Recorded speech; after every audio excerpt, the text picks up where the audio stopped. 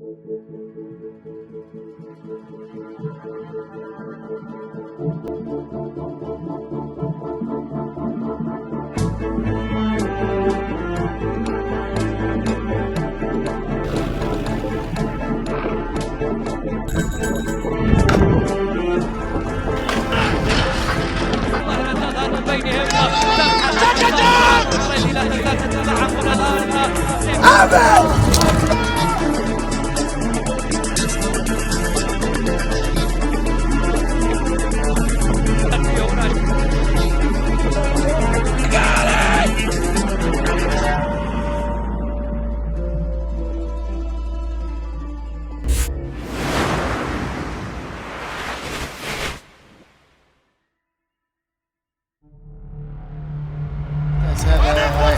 الله يرحمه اللي كانت كلمته الوحيدة يعني بنرفع كاس في السعودية.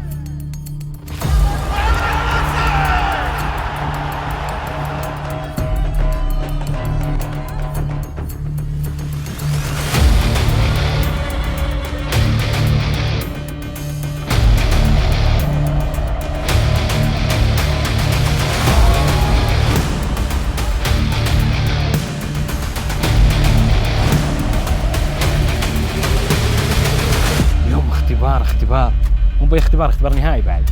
خطير اليوم. كل إنسان في الدنيا ربي خلقه وجعله عنده هدف في الحياة، وأنا هذا هو الهدف متاعي في الحياة.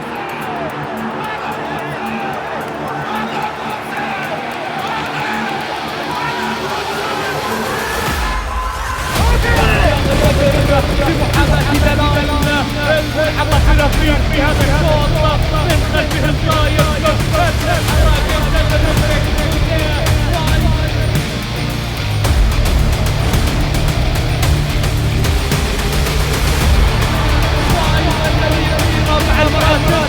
قبيل المنعطف الأخير 400 متر الأخيرة صراع السنتين أبطال المستقبل نجوم الحاضر يا طاير من المسار الخارجي سرايا الحرب.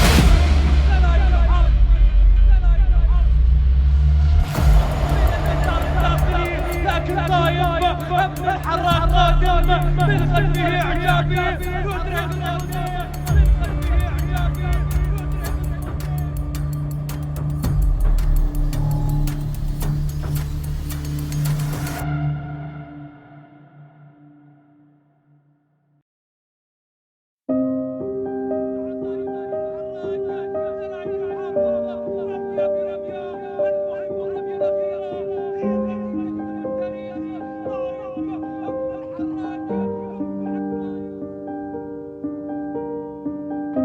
طيب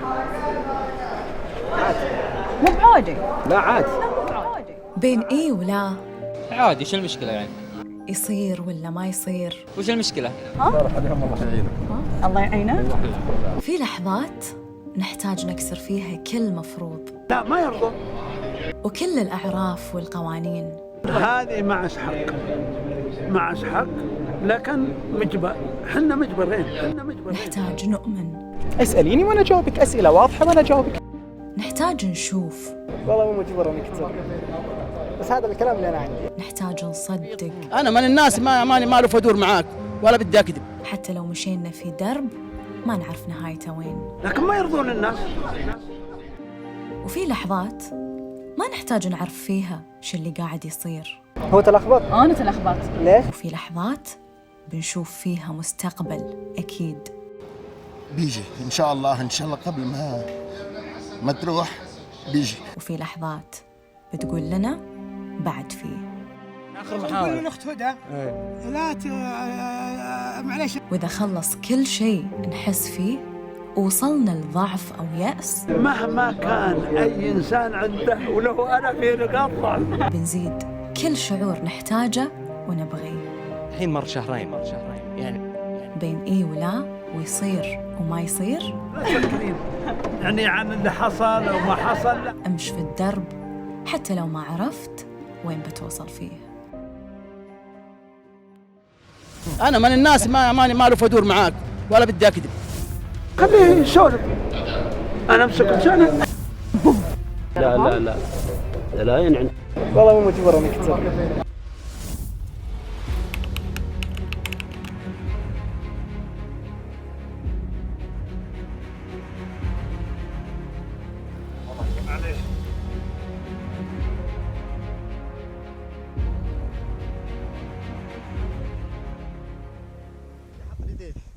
ادور مشابه بس.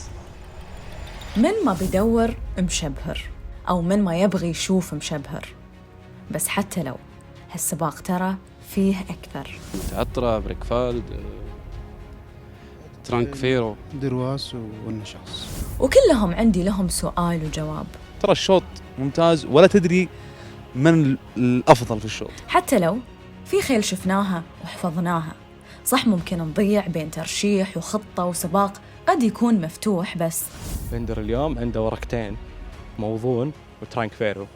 كان يقول لي قبل شهر ونص في الجزء الأول من السباقات كان يقول لي ترانكفيرو جاي ما جهز وإنه ما أدري إيش، المالك حقه كان يقول سجل. أنا قلت له ما جهز.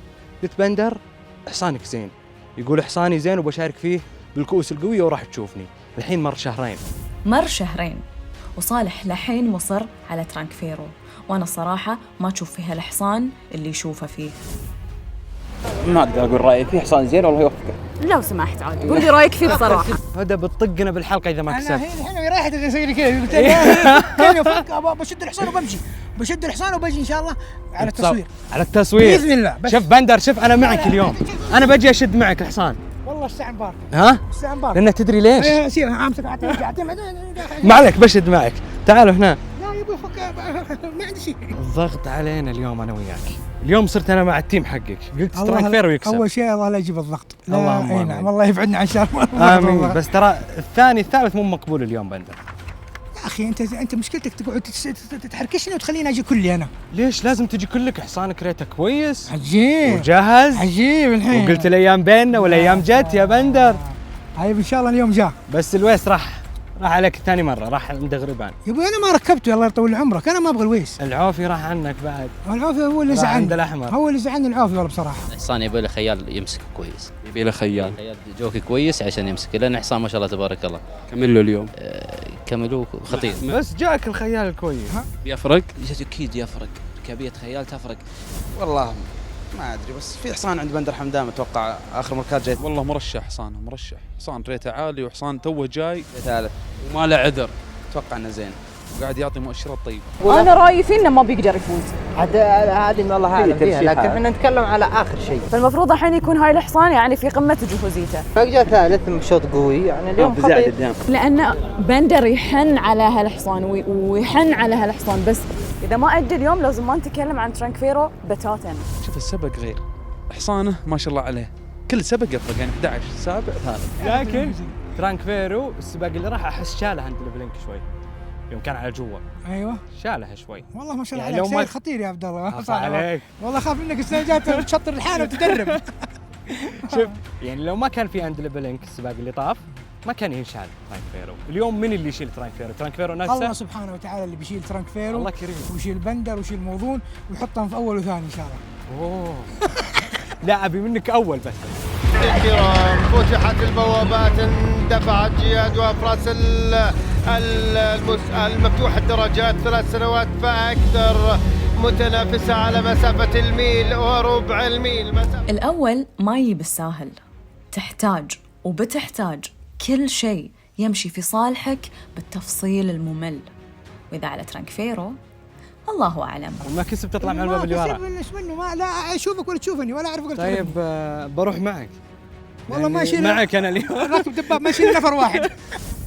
المشكلة مو هني ترى، المشكلة هل ترانكفيرو بيكون عنده نفس للنهاية وهو من البداية ماسك المقدمة؟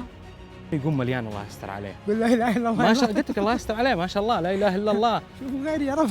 ما شاء الله عليه، الله يستر عليه ويبارك فيه عدد الشعراء ان شاء الله.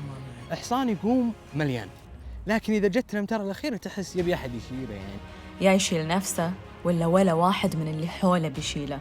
في المركز الخامس مع بداية الانطلاقة والانطلاقة المميزة. صعبة هذه الأسماء، قوية هذه الأسماء مشاهدينا الكرام. والمشكلة الثانية أن اللي لخبط أفكاري هو أفكر في من بالضبط بندر ولا شالح اللي قال بإذن الله النبي يسوي شيء بإذن الله له كلمة. لا مع احترامي الشديد أنا أحب الاسطبل الشريف الزاعي، لكن دروس متراجع مستواه كثير. أوكي رجع جاب رابع الأسبوع الماضي، لكن بس آخر غريب يعني أسبوع يعطيك أسبوعين لا. وهالنوعية من الخيل صعب نثق فيهم ترى، يعني شوفوا بس مكانه وين. آخر مشاركة شالح يتوعد يقول الوعد قدام.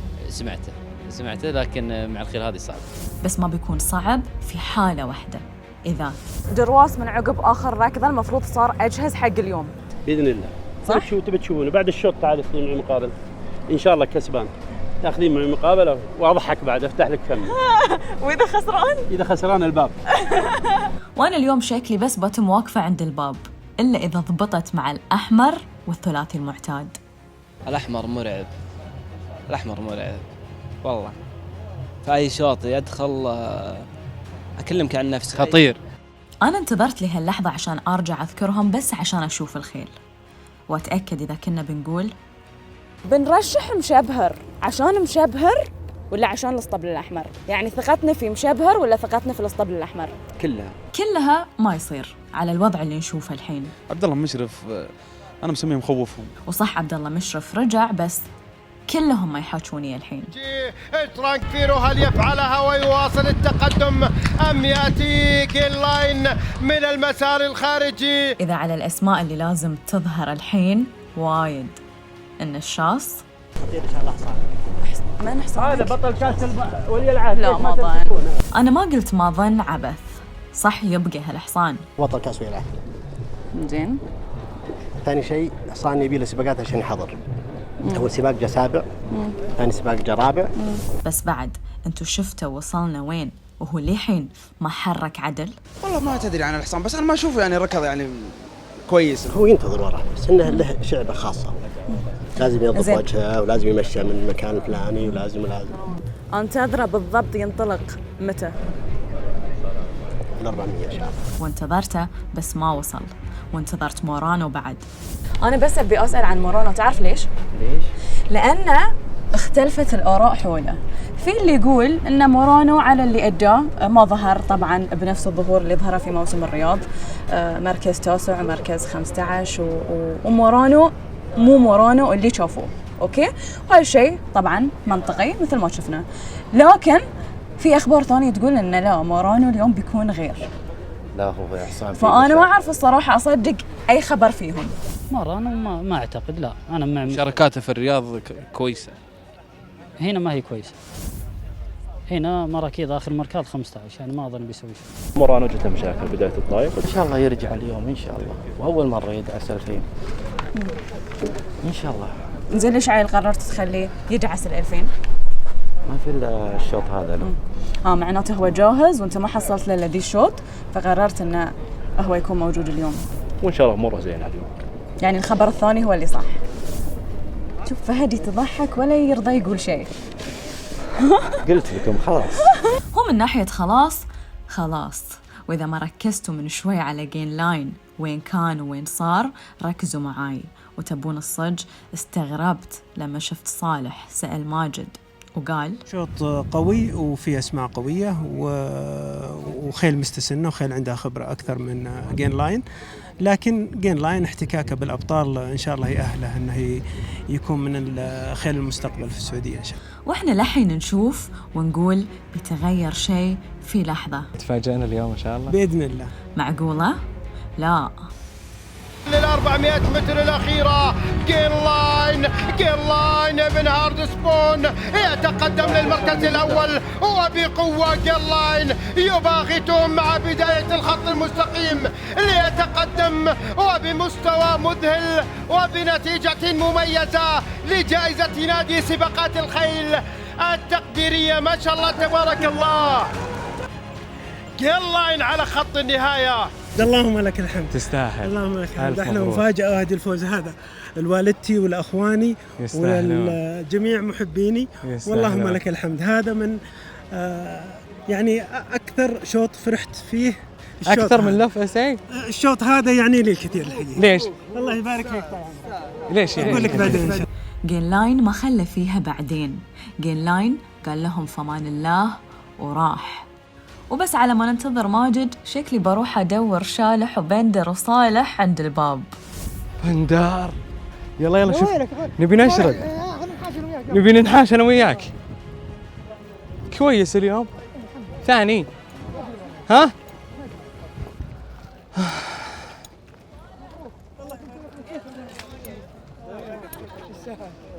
شوف لنا حل يا بندر. ما أعرفك قلت إيش؟ قالت ما بيفوز. والله مو استنقاصا في الحصان، بس مو قادر يعطينا الانطباع اللي نقول عنه إنه قوي. اليوم كان يعني الغلط شوي من كامله. لا مني أنا. ليش؟ قلت لا أطلع بدري؟ قلت لا أمشي والله قلت لا أمشي، وهو الحين يعاتبني. لو صاب ثالث رابع. اللي انتظرت يقول حصاني أفضل. حصان مليان ما شاء الله اليوم، بس ما طلع بدري. أنا ما فإحنا خلينا إيش نقول الأسبوع الجاي خطة عندي. الأسبوع الجاي آخر محاولة مع بندر ها. يعني عندي عذر الحين آخر محاولة. بعد الأسبوع الجاي بينذبح الحصان، وبعدين لو يا ثاني اليوم أو ثبت على الثالث على الأقل كان أنا قلت بنعطيه فرصة بعد. الأخت هدى لا معليش أنا بعد الحين يطلع واحد عن طوره، لكن أرجع أقول لها حتعمل مقابلات كثير مع بندر، وبندر ما يخيب كلامه بإذن الله. إنزين تبون شالح ولا خلاص؟ ما أدري، يمكن في الحصان فيه شوي تنازل مستواه، يمكن عنده مشكلة ما أدري، يمكن عند المدرب أو شيء. وأنا ما عندي شيء أقوله عنه، ولا حتى عن متعذرة، ولا حتى عن بريكفيلد، ولا حتى عن مشبهر وخيالة الأحمر. كلهم جوابهم كان ما صار شيء، خسر ثاني حصان يعني ما خسر برا الميزان. وش اللي صار في الشوط؟ ما صار شيء عادي. وش المشكلة يعني؟ وش المشكلة؟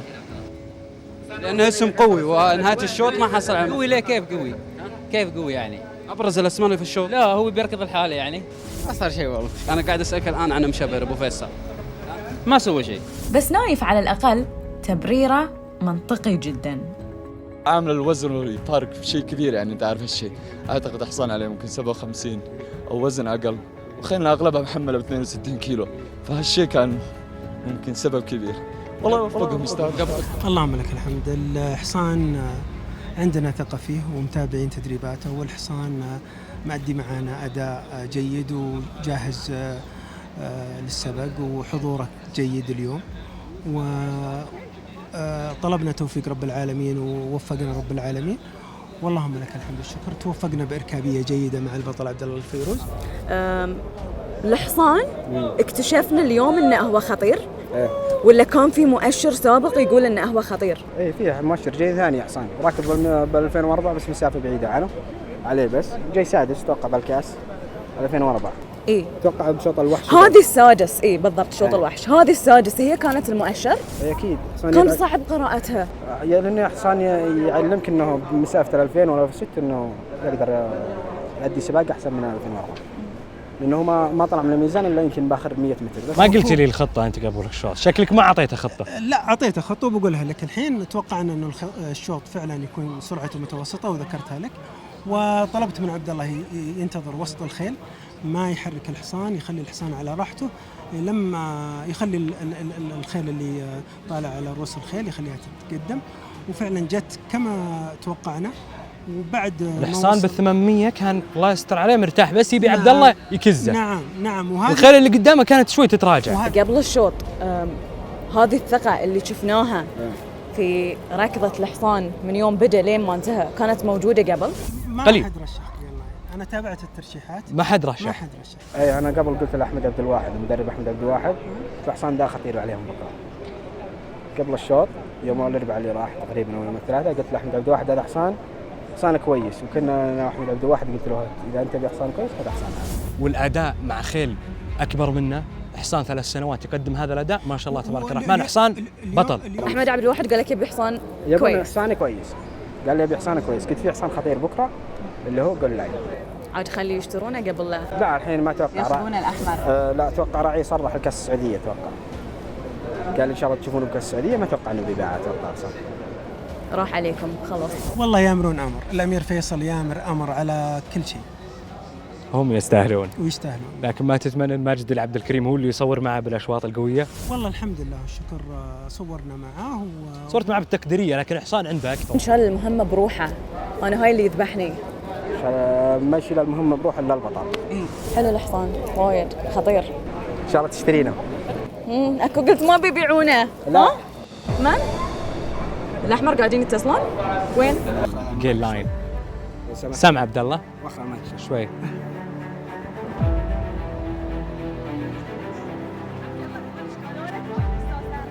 وش يقول لك عبد الله؟ ناقص. ها؟ تو قال لك. صفقة. تو قلت ما بيبيعونه. ما عاد بندرعي. يبيع كل شيء. ما يروح. اللي يبي جيل لاين لا يكلم ماجد، ما راح يبيع ماجد الا بعد ان شاء الله تصفيات كاس السعوديه. انا كمحب اتمنى له سعود بن سلمان. اي يحتاجون. لان انا شخصيا احب الرجال. وعدتني؟ الاحمر بعدين خلص عندهم وايد. ما شاء الله الاحمر عندهم الابطال كثيره. ما شاء الله ما يقولين يعني هم ما شاء الله عندهم فوق 60 راس كلها ابطال. ايه بس سعود بن سلمان اعداد معينه ان شاء الله نتمنى له الزين. وسعود بن سلمان نقوى وهالحصان نقوى. لا ما غير. يضغطون عليك يمين يسار لا تغير. خلاص اوعدك. مع بداية الخط المستقيم ليتقدم وبمستوى مذهل وبنتيجة مميزة لجائزة نادي سباقات الخيل التقديرية. ما شاء الله.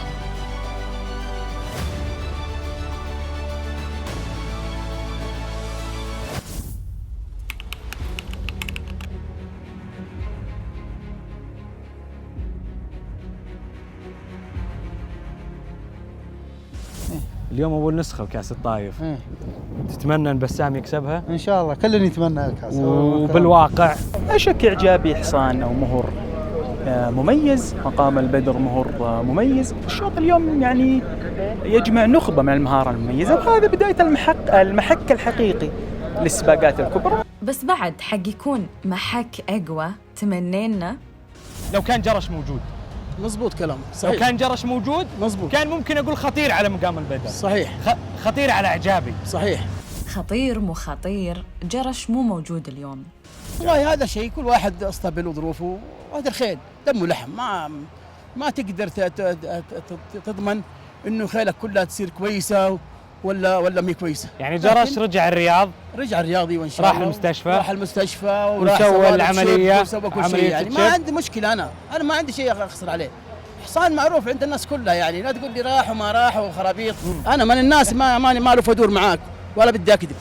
احنا نحب اللي لا يلف ولا يدور، بس خلونا في اهم شيء اليوم ما اقدر اقول لك من بيقدر على حمد اليوم لازم اقول لك بتقدر على شالح اليوم ولا لا. اعجابي حصان بطل ومقام البدر حصان بطل، واليوم يحدد اللي بيكسب على الثاني هو اللي سابق الثاني. انا صوتي يروح مع اعجابي. انا اقول بالمنطق مقام البدر واعجابي بالدرجه الاولى. مقام البدر بلا منازع، يعني ايجابي قوي معه. بس اما بنشوفه مع مقام البدر يمكن نقول ان مقام البدر سابق اعجابي بمراحل، ولا انا غلطانه؟ كنت اجتمعوا قبل ومقام البدر ضرب اعجابي. كل ما يهمنا ان الحصان ان شاء الله اعددناه اعداد ممتاز وجهزنا لها الشوط. لكن بعد في المقام الثاني مقام البدر يعني خذ فترته في انه هو يرتاح وانه هو يجهز حق هاي الشوط. اعجابي مدبل. ما هو شرط هذا الكلام، هذا ما هو شرط.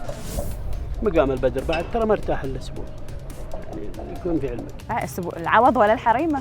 هذه معش حق لكن مجبر، احنا مجبر ايش؟ جائزه ثمينه صح؟ وكاس ثمين.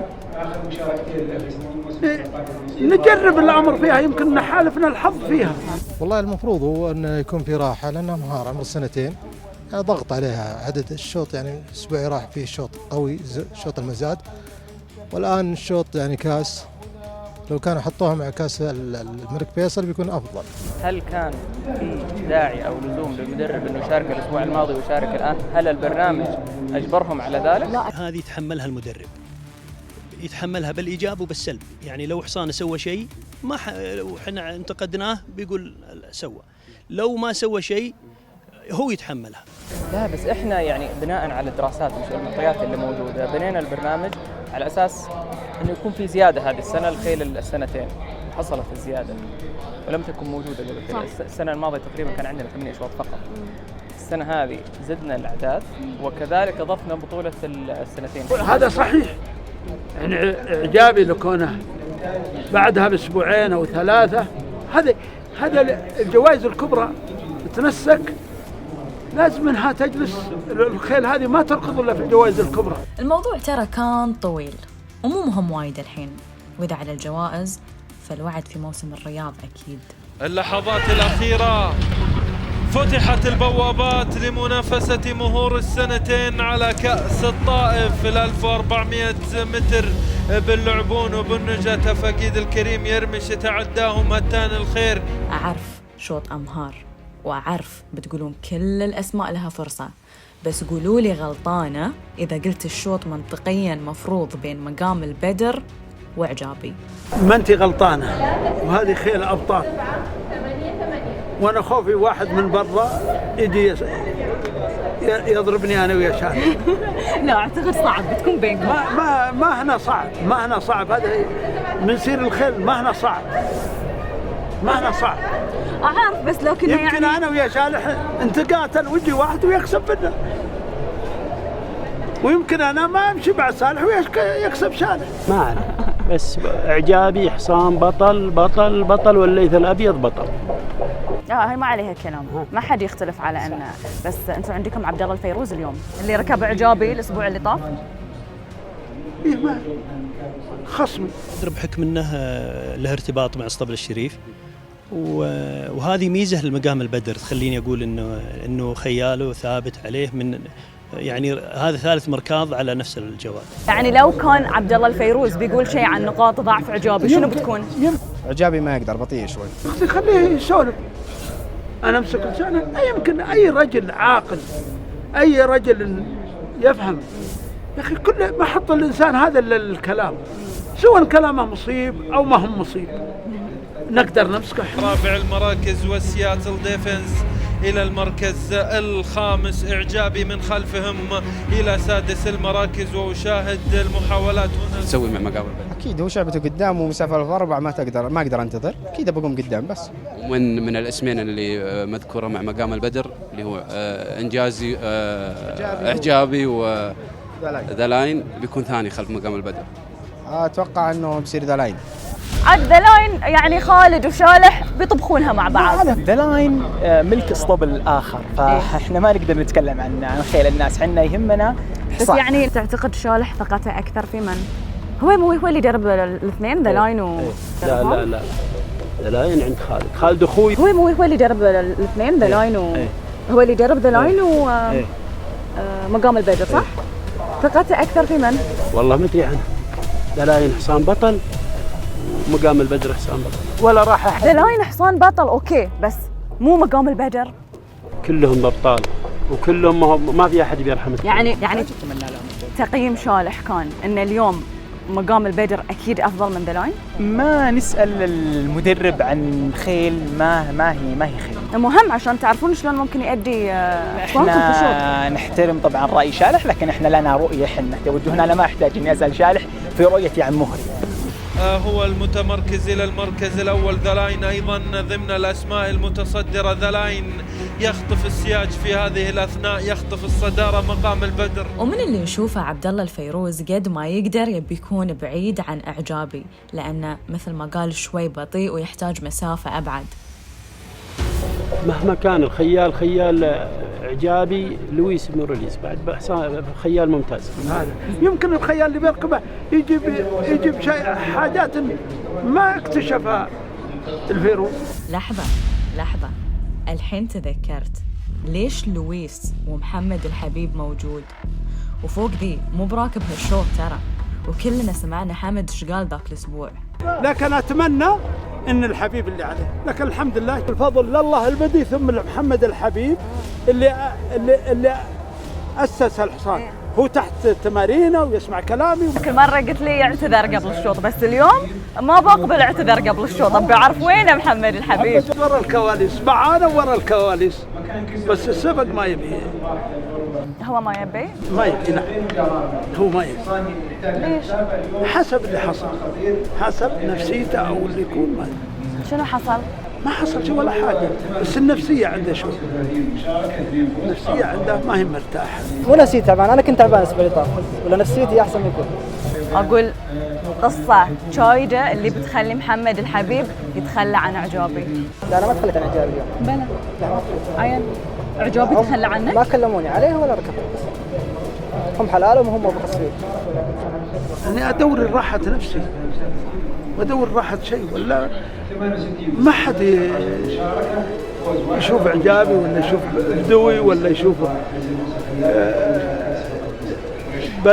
بدر الخالديه ويخليهم. لا بالضبط، انا لو عندي اعجابي ما اخليه. لا اعجابي له غرفه الخيال فيها اكثر من 70 خيال، ما توقف على محمد الحبيب، ومحمد الحبيب ما يوقف على اعجابي. بنحاول نصدق محمد. والله مو مجبور بس هذا الكلام اللي انا عندي يعني. ادري مو مجبوره انه انا اصدق وما صدقت، بس بحاول اصدق. هذا الامر اللي الله كتب، ما الله كاتب الا شيء، ما الله كاتب الا شيء، لو كان الله كاتب الا شيء رايح ياخذ راحته. ومقام البدر الاسمين صعبة في هذا الشوط. نظرتك أنت، نظرتك حق الاثنين، حق إعجابي وحق مقام البدر، بتقول من أفضل؟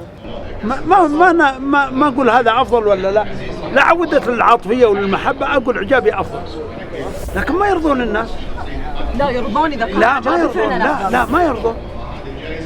بعد الفينش يعرفون الناس وش الأفضل، الحين لا. بعد الفينش يعرفون الافضل، هل هو اعجابي هو مقام البدر. كلهم ابطال وكلهم ما في احد بيرحمك. يعني اليوم يلا رتب معاي، بنقول مقام البدر، اعجابي، ذا لاين، ولا تبي تغير الترتيب؟ لا كلهم زينين، احطهم الثلاثه سوا. انا احطهم، تدرين حطي ال 15 18 راس كلهم سوا. شالح لا تبالغ. يلا التوفيق الشوط دخل. الاسمين الخطيرة لخيل السرعة، إعجابي يطارد من الخلف. لكن أنا أقول لك اليوم بخسر إعجابي. كلمة نحتاج نوقف عندها، بس ليش؟ يأتي هنا طايب أيضا يحاول الدخول في هذه الأثناء. مقام البدر يتراجع، دلائي متصدر، دلائي ينطلق، طايب قادم ابن الحرام، طريق حسين، طايب الظهور الثالث، طايب وإعجابي قادم طايب يخطف المنافسة على خط النهاية ويظفر بالفوز. أنا أقول مفاجأة بقوة، بس ما شاء الله تبارك الله. حصان مبروك، نبارك للمطرة في هذا الفوز. حصان اليوم الحمد لله عكس التوقعات وعكس الآراء، والحمد لله هذا من طيبه.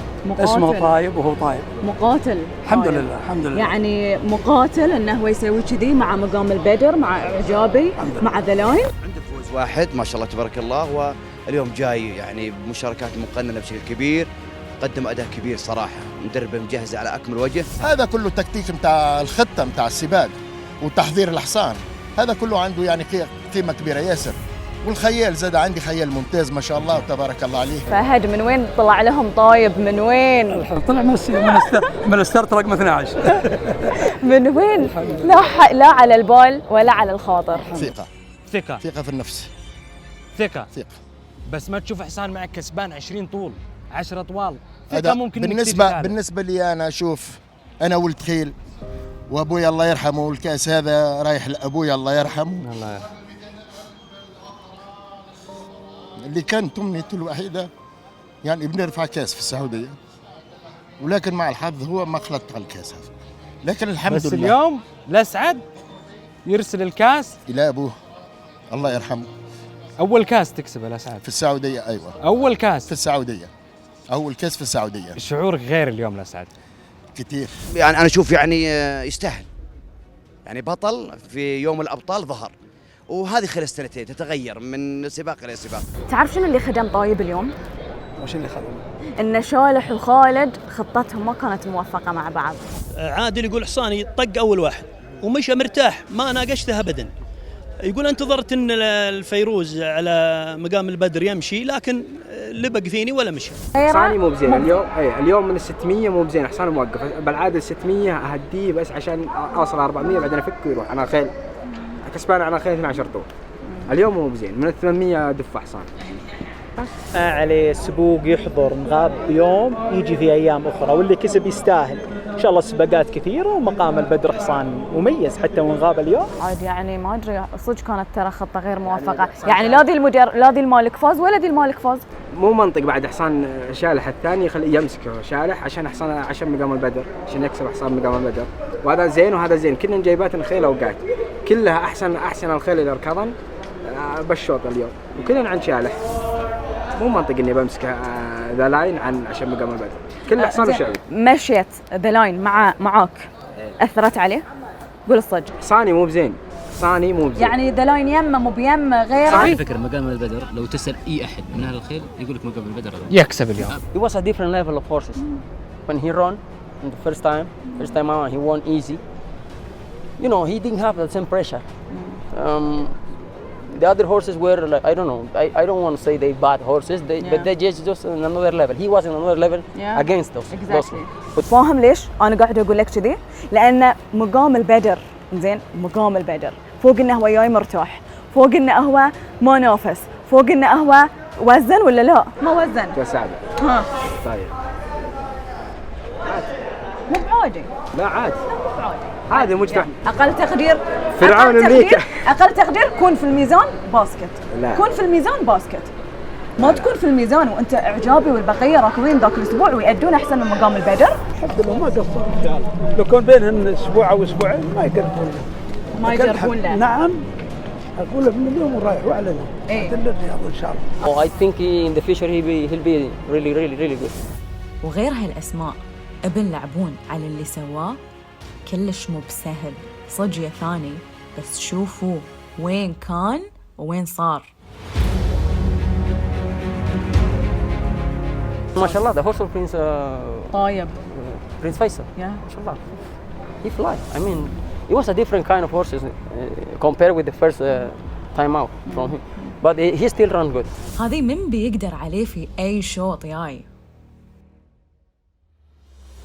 ابن الحراق مع رودريكس خوسيه طايب في الظهور الثالث. طايب وين اللون الأحمر وإعجابي قادم.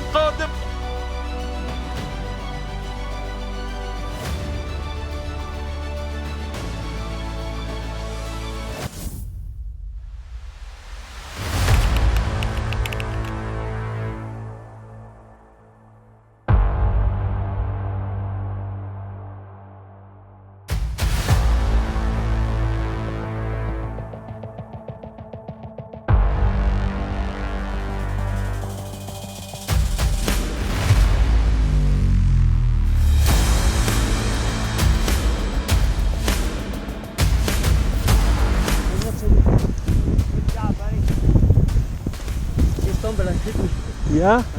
After the race? In the race. In the race.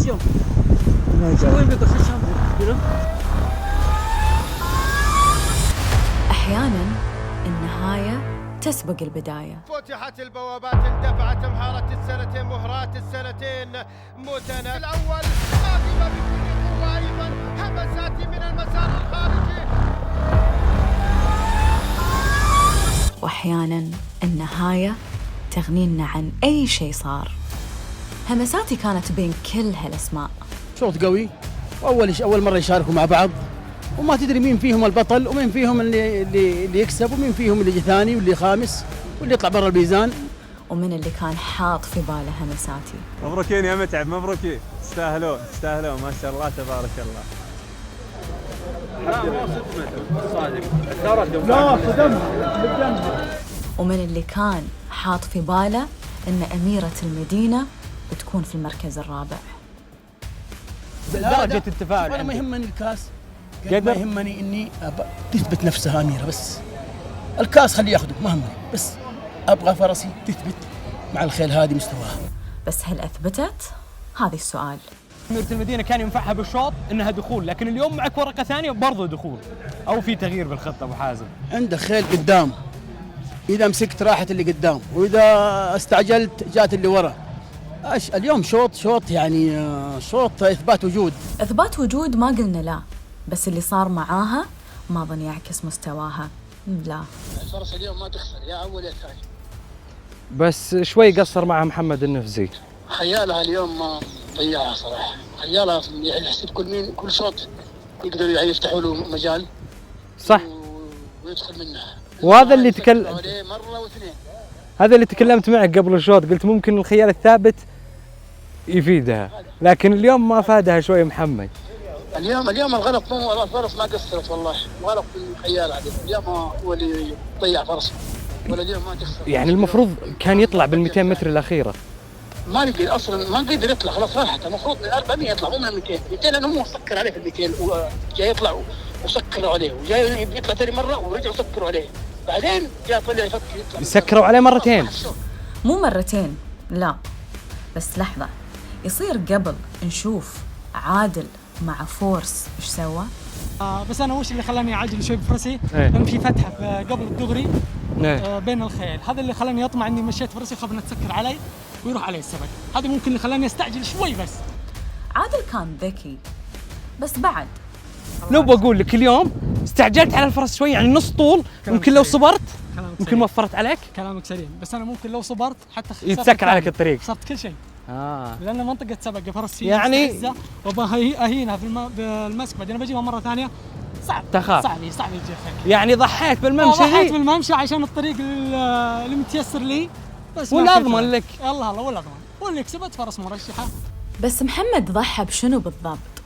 أميرة المدينة دربها كان مسكر 3 مرات، كانت تبغي تروح بس ما قدرت من شعاع رماح وكريمان، والفرس صج كانت تبغي تطلع وسكرت عليها فورس، وبعد كانت تبغي تطلع وسكرت عليها همساتي. قرر يطلع برا، لما طلع برا قد خلاص الشوط راح، ما في وين تروح، مستحيل ترجع ثاني مره الفرس، مستحيل. اكيد الشوط السبق يعني على 400 هذا السبق. خلاص منطقه سبق، اذا ما تحركت الحين ما تتحرك. ما خلاص سكروا عليك ما تقدر. اليوم اللوم على محمد كبير. تعرفون كبير ليش؟ لأن الفرس واضح عندها. شوف لو مشت لقيت مسار، ولو النفزي بس الله يجزاه خير، لو انه يعني صمى القلب ودخل تمام صدقني حيمشي. بس قلب عن قلب يفرق، وترى ما كان مستحيل انها تطوف، بس كان يبغي لها تكتيك وتكنيك، وهالشيء مو الكل يقدر عليه اكيد. محمد اللي لازم نسمع منه. خانوا التدبير اليوم بس. صح. خانوا التدبير، ولا فرسنا اليوم ما شاء الله مرشحه ما تخسر. وشعاع رماح ما كانت المفروض تكون مرشحه مع حمزه بدال اصيل؟ ركضت اليوم ركاض كويس، بس التدبير ما اخذ منها شوي. لو على مركاضها يوم جاء الثاني، لو انا يعني نفس الشعبه هذه اللي انا مشيت فيها انا اكسب في الشوط هذاك يوم جاء الثاني. الاسبوع اللي طاف؟ نعم. ولهالسبب بالضبط شفنا اصيل مو معاها مع كريمان. شوي استعجل عليها من الستة، لأنه هو انتظر شوي بس من الستة مشى 400. ممكن ما تضربها الفرس، إذا بتضربها تضربها على الخط، إذا بتضرب بس إنه عاد راكبها وعارف الفرس هذا يمكن نشفق المكسب شوي. كان المفروض إن هي ما تمشي على شعبتها، بس أنا شفتها اليوم بالضبط مشت ترى يعني نفس الشيء. لا هداها أول ما طلع، بس أنا ما أبغى أمسكها واجد. هي عاد شيء مو محسوب ترى. أي. يعني الهدوء اللي كانت فيه مو محسوب، لأن هي يعني خلاص انطلقت، خذت المقدمة، ما تمت ثاني أو ثالث مثل ما أنت كنت تبغيها. بداية ما مشت قدامي، بداية مهدية شوي، ما مشت إلا قريب من 600 طلعت. هذا هو الصح، ما في شيء يقوم من ستارت سنتين بوف لين الفينش ما يوصل.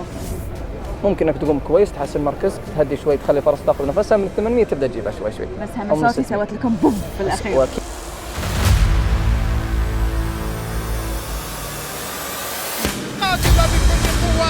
همساتي من المسار الخارجي تباغت الأسماء المتنافسة.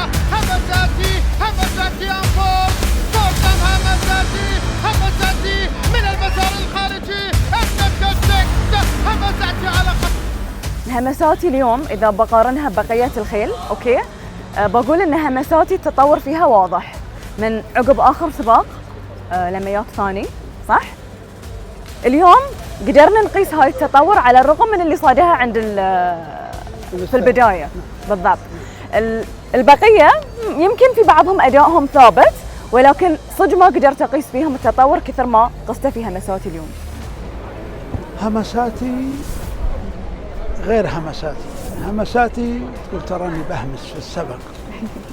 انت معي؟ همساتي يمكن سبقها الثاني لها ظروف، وحصل لها ظروف اليوم وطاحت الاسترد ومتى جتهم.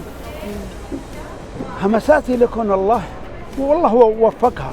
I felt really upset when she fell in the first 2 steps. Yeah. She took a bad stumble. Yes.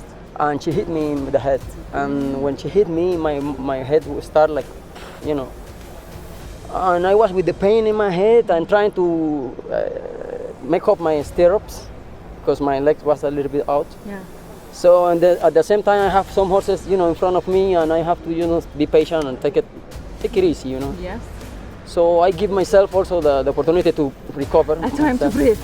Breathe, and then from the 600, when I asked her, she, mashallah, she wants to go. She just wants to race. كون قامت ومشت ورا الخيل كان شفتوا سبق يغير نظراتكم ونظرات الناس المشجعين لها او اللي ما هم مشجعين، لكن الحمد لله. لا ابشرك غير، تعرف ليش؟ لان على اللي صادها وتأدي بهاي الطريقه لا غير. ما شاء الله تبارك الله، يعني الاخ حمد الرشيد الله يحفظه، العم حمد الرشيد الله يحفظه، يعني ما شاء الله له بصمات. كمان بتحط الكاس حمد؟ أبوديه لأم محمد. يلا تستاهلون. شكرا.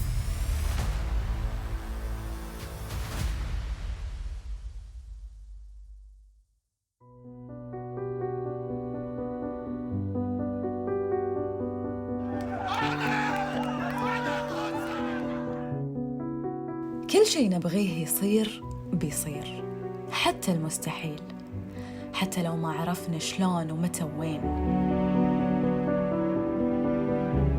إذا آمنت من أول لحظة ومن أول نظرة، وإذا صدقت بدون ما تقول ليش، في النهاية بيصير. فالنهايات ليست إلا بدايات، ولكل سباق بداية أخرى عند أهل الخير.